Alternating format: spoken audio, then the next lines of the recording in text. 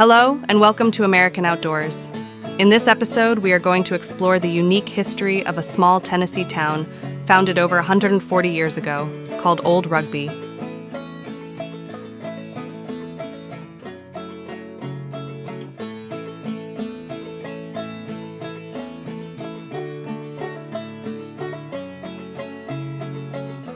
Originally founded in 1880 as the Rugby Colony, by British author and social reformer Thomas Hughes. It is an unincorporated community located in Scott and Morgan counties. The town was established as an experimental utopian colony designed to provide a better life for the younger sons of English gentry who were not set to inherit family wealth due to the practice of primogeniture. Simply put, they were left to make it on their own. The colony would reject late Victorian materialism and pursue Christian ideals of equality, as written in Hughes' novel Tom Brown's School Days. Thomas Hughes envisioned Rugby as a place where the residents could build a new life free from the social and economic constraints of Victorian England. He believed that a community based on cooperation, education, and agriculture would thrive in the American wilderness. The site chosen for Rugby was in the Cumberland Plateau of Tennessee, an area known for its rugged beauty and remote location.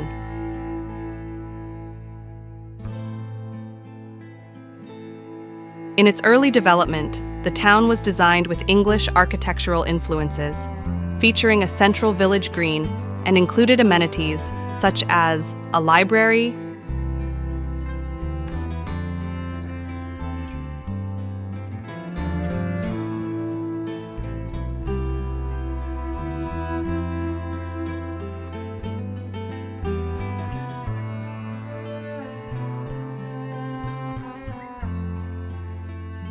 a school,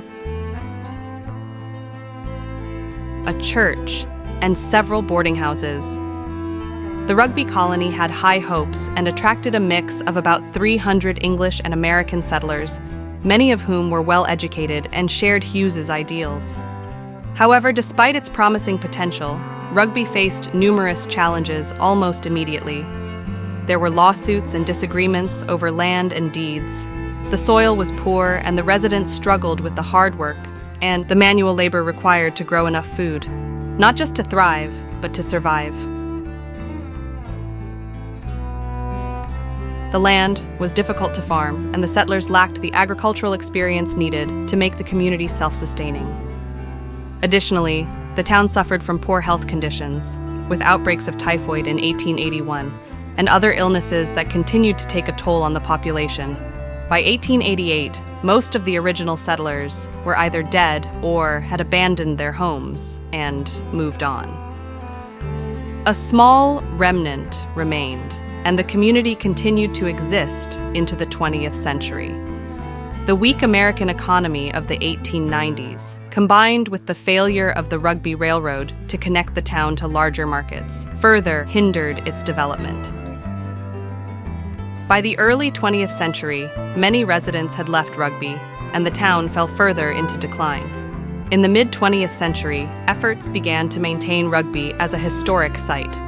The Rugby Restoration Association, a 501c3 nonprofit, was formed in 1966 to restore and preserve the remaining buildings and promote the town's history.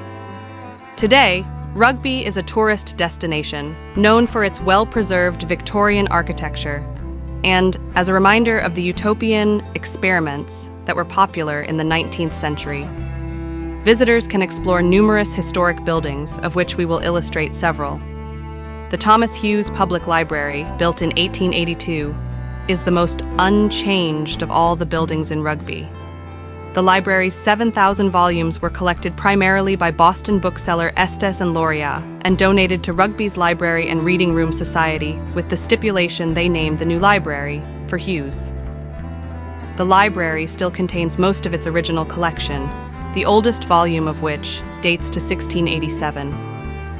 German-born colonist Edward Burtz, Rugby's first librarian, published a book about his Rugby experiences entitled Das Sabine-Gut in 1896. The Christ Church Episcopal was built in 1887, and the architecture is considered Carpenter Gothic style. Prior to that, services were held in the Rugby schoolhouse. The church's reed organ was built in 1849 and is considered one of the oldest in the U.S. The Christ's Church Parish has met here on a regular basis since it was built. Kingstone Lisle, a Queen Anne-style cottage, was built in 1884 as a residence for Thomas Hughes. Although Hughes stayed at the cottage for just a very short period on one of his annual visits, he usually stayed at the Newberry House. In the late 1880s, Hughes gave the house to Christchurch priest Joseph Blacklock for use as a rectory. Historic Rugby restored the house in the 1960s and has outfitted it with period furniture. Rugby's history serves as a fascinating example of the challenges and aspirations of utopian communities in America.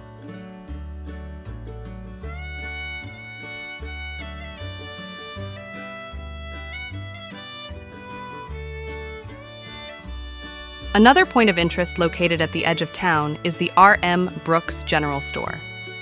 Established in 1917 by Reuben R.M. Brooks, it has been a central part of the community for over a century, serving as a general store, post office, campaign stop for politicians, a cafe, as well as a social gathering place for the residents of Rugby and the surrounding area. It is a popular tourist stop that is still owned and operated by descendants of R.M. Brooks and is included in the National Register of Historic Places. We hope you've enjoyed our brief tour of Old Rugby, Tennessee. Please like, subscribe, and post your comments below. From American Outdoors, thanks for watching, and we'll see you again soon.